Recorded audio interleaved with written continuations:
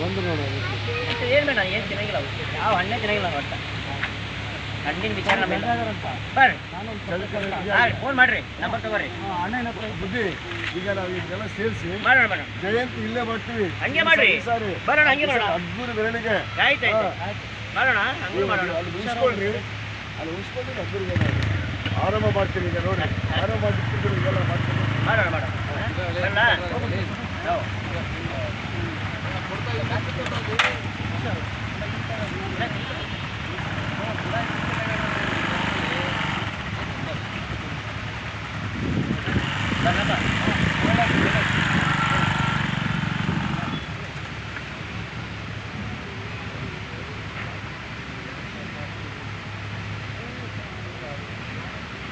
ಸರಳ ಸಜ್ಜನಿಕೆಯ ಸ್ವಾಮೀಜಿ ಅಲ್ಲೂರ ಸರಳ ಸಜ್ಜನಿಕೆಯ ಸ್ವಾಮೀಜಿ ಅಂದರೆ ಇವರೇ.